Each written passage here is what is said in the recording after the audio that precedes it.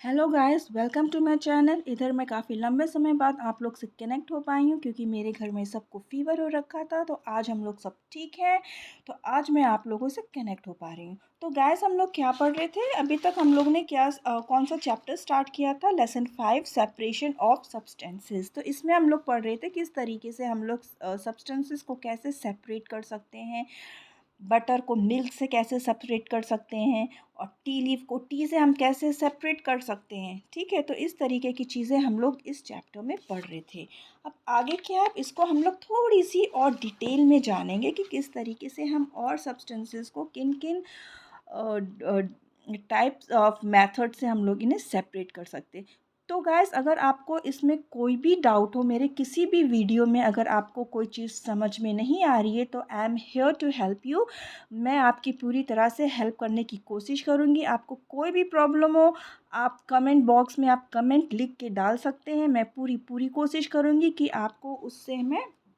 आपको मैं अच्छे से मैं एक्सप्लेन करूँ ताकि आपको समझ में आ जाए। ठीक है, तो गाइस, घबराने की ज़रूरत नहीं है। आपको इसमें से कोई भी चीज़ मेरे इसी वीडियो में नहीं, बल्कि कोई भी वीडियो आप देख रहे हैं और उसमें आपको कुछ चीज़ क्लियर नहीं हो पा रही है ठीक से, तो आप ज़रूर मेंशन करिएगा ताकि मैं आपके डाउट को पूरी तरह से क्लियर कर सकूँ। ऑलराइट गाइस, तो चलिए हम लोग आगे बढ़ते हैं न्यू टॉपिक से, methods of separation. So we will discuss some simple method of separating substances that are mixed together. You may come across some of these methods being used in day-to-day activities. अब कुछ ऐसे भी separation methods होते हैं जो कि हमारी life में डेली हम सेपरेट कर सकते हैं उस चीज़ को। ठीक है, तो अब हम किन किन तरीक़ों से सेपरेट कर सकते हैं, तो वो हम इसमें पढ़ेंगे। तो नंबर 1 पॉइंट क्या है हमारा? हैंड पिकिंग है। So let's start. Bring a packet of food grain purchased from a shop to the classroom. Now spread the grains on a sheet of paper. Do you find only one kind of grain on the sheet of paper? Are there pieces, stone, hugs, broken grains, and particles of any other grain in it? Now remove with your hand the pieces of stone, hugs, and other grains from it. This method of picking This method of hand picking uh, can be used for separating slightly large sized impurities like pieces of uh, dirt, stone, and husks from wheat, rice, or pulses. The quantity of such impurities is usually not very large. In such situation, we find the hand picking is a convenient method of separating substances. अब इसमें बता रहा है कि आप क्या करेंगे, कोई भी फूड ग्रेन ले आइए। फॉर एग्ज़ाम्पल, आपकी मम्मी राइस बना रही हैं, तो जब वो राइस बनाती हैं तो क्या करती हैं, राइस को एक प्लेट में डालती हैं, और उस प्लेट में जब वो डालती हैं तो राइस के साथ साथ और भी बहुत सारी चीज़ें होती हैं, जैसे कि स्मॉल स्टोन्स होते हैं, हक्स होती हैं, ब्रोकन ग्रेन्स होते हैं, राइस के साथ कोई और भी ग्रेन्स उसमें मिक्स्ड होकर आ जाती हैं, डस्ट होती हैं। तो इस टाइप की इम्प्योरिटीज़ जो हैं वो उस राइस के साथ मिक्स रहती हैं। तो आप इसको ईज़िली हैंड से निकाल सकते हैं। ठीक है, क्योंकि फूड ग्रेन्स में कोई भी फूड ग्रेन हो, इसमें जो कि स्टोन हो, हक्स हो या ब्रोकन ग्रेन्स हो, ये सारी चीज़ें जो है हैंड से ईज़िली निकलना, वो हैंड से निकालना ज़्यादा ईज़ी होता है। ठीक है, तो इसलिए उसमें जो हम मेथड यूज़ करेंगे सेपरेशन का, वो मेथड क्या आएगा? हैंड पिकिंग आएगा। क्यों आएगा? क्योंकि उसमें लेस इम्प्योरिटीज़ होती हैं। ठीक है, लेस उसमें मिक्सचर होता है किसी और चीज़ों का, तो हम ईज़िली उसको हैंड से निकाल सकते हैं। तो इसलिए हम राइस या कोई भी फूड ग्रेन्स हो, उन जिसमें कि इम्प्योरिटीज़ की क्वांटिटी कम होती है, उसको हम ईज़िली हैंड पिकिंग के थ्रू निकाल सकते हैं। ठीक है, आई होप सो ये आपको क्लियर हो गया हैंड पिकिंग। अब नेक्स्ट आता है थ्रेशिंग। अब थ्रेशिंग में क्या होता है? You must have seen bundles of wheat or paddy stalks lying in field after harvesting of crops. Stalks are dried in the sun before the grain is separated from them. Each stalk has many grain seeds attached to it. Imagine the number of grain seeds in hundreds of bundles of stalks lying in the field. How does the farmer separate grain seeds from these from those bundle of stocks. अब आपने क्या देखा, अब threshing में क्या होता है, जब आप अगर फील्ड देखे होंगे, राइस फील्ड और you can say it as a paddy field, आप क्या देखते हैं, इस तरीके से होते हैं ना, पैडी बहुत सारे लगे होते हैं,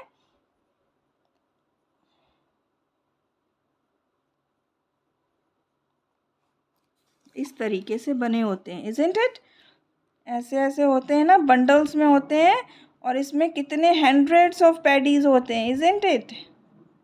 तो अब इसको, तो इसके जो ऊपर की जो कोटिंग होती है, इसको हम क्या बोलते हैं,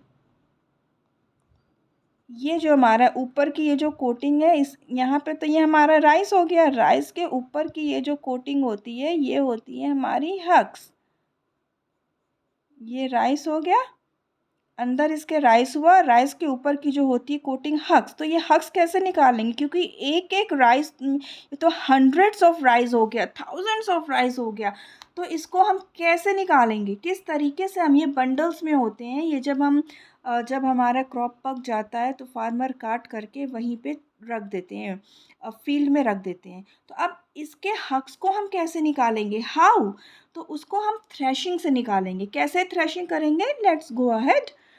वन में प्लक, अब इसमें क्या है, वन में प्लक मैंगोज और guavas from the trees, but grain seeds are much smaller than mangoes or guavas, so plucking them from these stalks could be impossible। अब जो होता है मैंगोज और गुवावास को तो आप ट्री से प्लग कर सकते हैं, लेकिन इस एक एक को, वन वन ग्रेन, ये जो है वन वन ग्रेन को आप कैसे प्लग करोगे, दिस इज़ इम्पॉसिबल, आप हैंड से इसको प्लग नहीं कर सकते हो।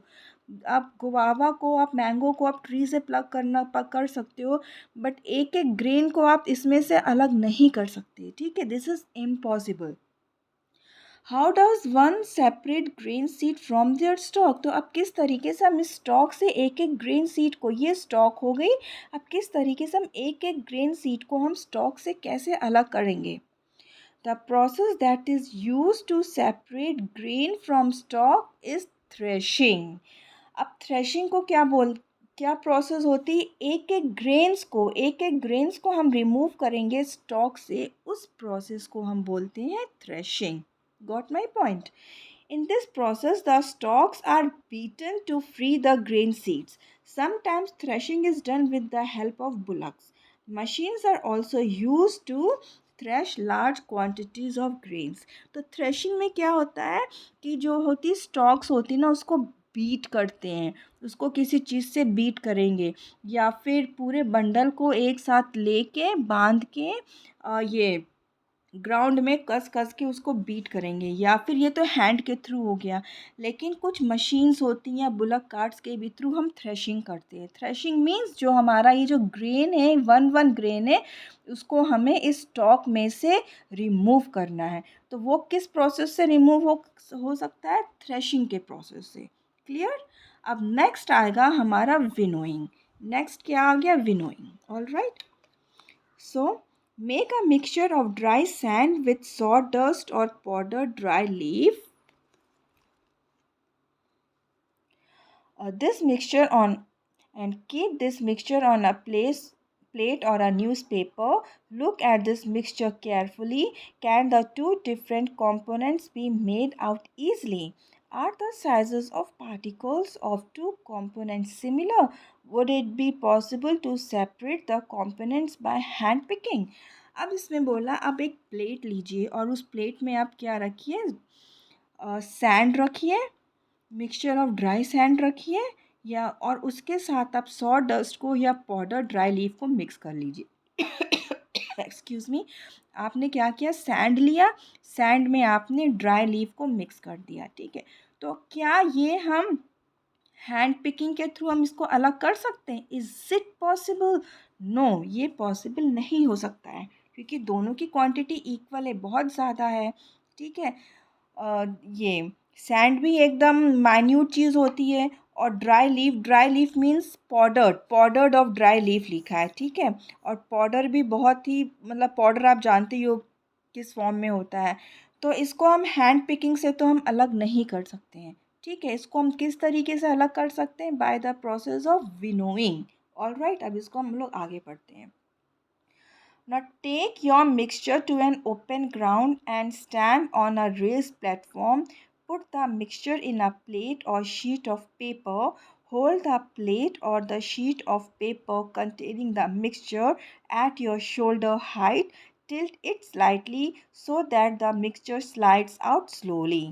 अब क्या बोला है इसमें? अब आप क्या करिए, एक थोड़ी ऊंची सी जगह में आप खड़े हो जाइए, यानी कि एक प्लेट में आप सैंड लिए और उस सैंड में पाउडर ड्राई लीफ को मिक्स करके, और एक ऊपर थोड़ा सा रेस्ड प्लेस के ऊपर आप खड़े हो जाइए और उसे आप टिल्ट करके, उस प्लेट को थोड़ा सा टिल्ट करके पकड़े रहिए।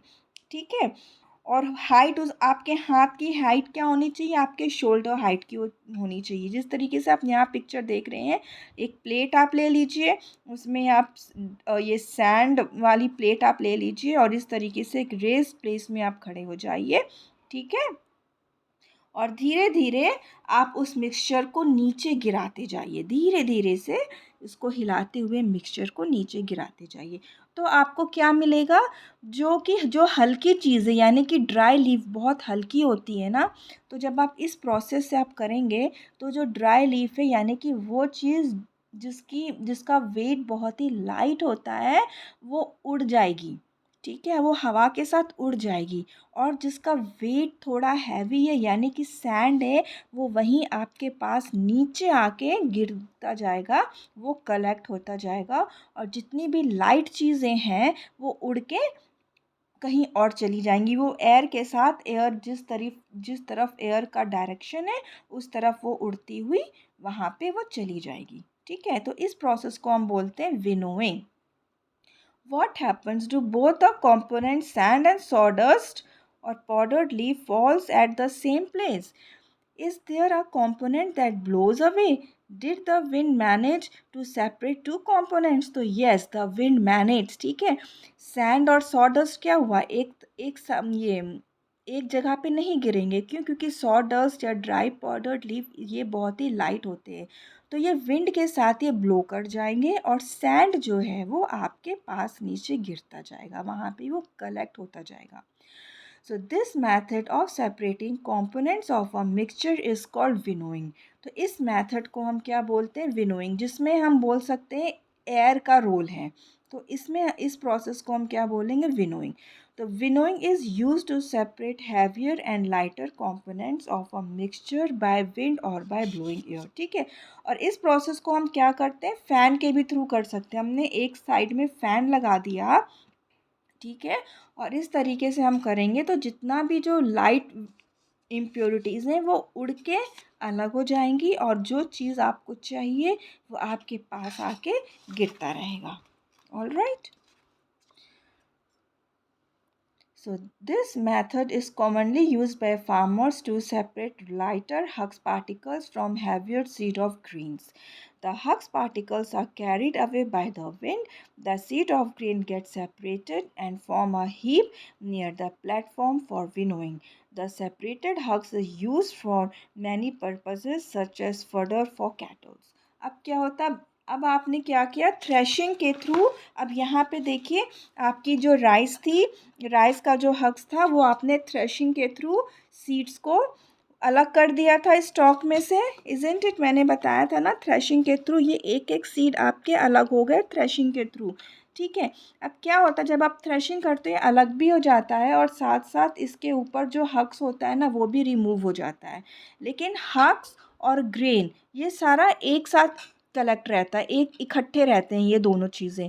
अब हक्स को आप ग्रेन से आप हैंड पिकिंग के थ्रू तो नहीं रिमूव कर सकते हैं।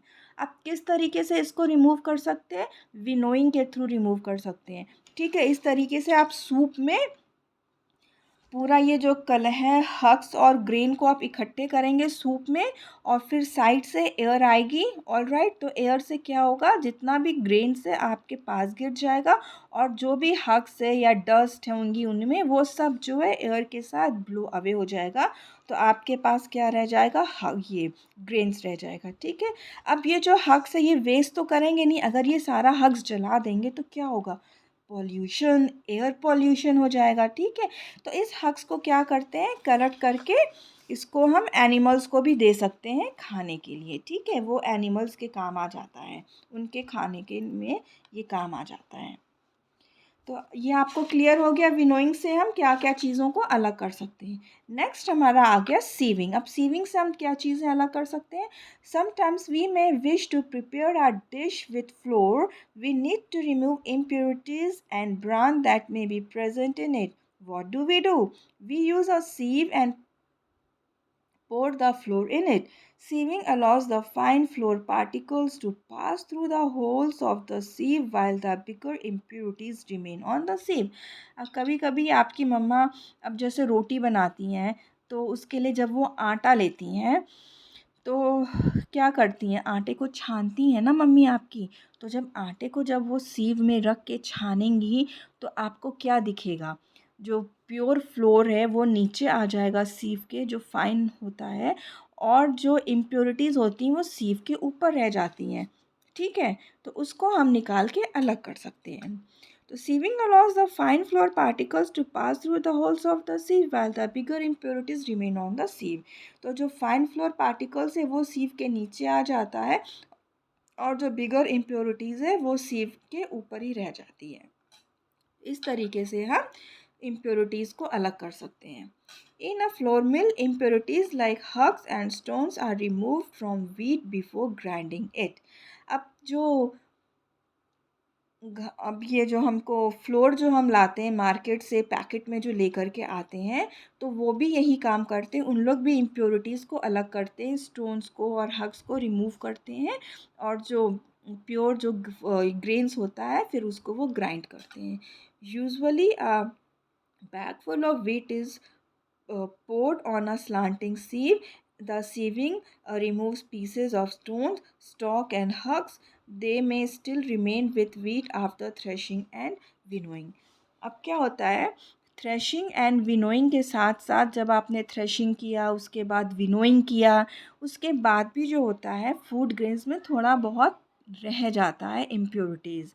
तो अब उसको आप क्या करो, एक लार्ज सीव में उन सारी चीज़ों को आपने फूड ग्रेन्स को डाला, तो फूड ग्रेन के साइज़ की सीव होनी चाहिए जिसमें कि सिर्फ फूड ग्रेन्स ही रहे, और बाकी जो इम्प्योरिटीज़ है जो कि विनोइंग या थ्रेशिंग और विनोइंग के थ्रू नहीं निकल पाई वो सीविंग के थ्रू निकल जाएंगी, और फिर उसके बाद जो है उसको ग्राइंड कर लिया जाता है फूड ग्रेन्स को। You may have also noticed similar sieve being used at construction sites to separate pebbles and stones from sand. अब यही टेक्निक जो है हम लोग सैंड को भी सीव कर सकते हैं। ऑलराइट, अब जैसे कहीं पे आप देख रहे हैं मकान वगैरह बन रहा है तो वहाँ पे आप देख सकते हैं सैंड को भी सीव करते हैं। क्यों सीव करते हैं, क्योंकि जब वो मसाला जब वो रेडी करते हैं, सीमेंट वाला जब वो रेडी करते हैं तो सैंड को भी वो छानते हैं। क्यों छानते हैं, क्योंकि जो होते हैं मैसन उन्हें सिर्फ जो चाहिए होता है सिर्फ सैंड चाहिए होता है, उसमें स्टोन्स नहीं चाहिए होता है उनको। तो वो सीव को छानते हैं तो उससे क्या होता है, स्टोन्स जो होती हैं सीव के ऊपर आ जाती हैं और जितनी भी फाइन सैंड होती है वो सीव के नीचे आ जाती हैं, जिसको कि यूज़ कर लिया जाता है। ठीक है, तो इन दिस वे मैंने ये टॉपिक आपका कंप्लीट करा दिया है। अब नेक्स्ट वीडियो में जो मैं टॉपिक स्टार्ट करूँगी वो होगा sedimentation, decantation and filtration guys. Okay, तो अब हम लोग मिलते हैं हमारे नेक्स्ट वीडियो में, और अगर अभी तक आप लोग ने मेरा चैनल सब्सक्राइब नहीं किया है तो आप लोग प्लीज़ इसको सब्सक्राइब करिए और अपने फ्रेंड्स के साथ शेयर करिए। तो हम लोग मिलते हैं अपने नेक्स्ट वीडियो में। Until then bye bye and God bless you.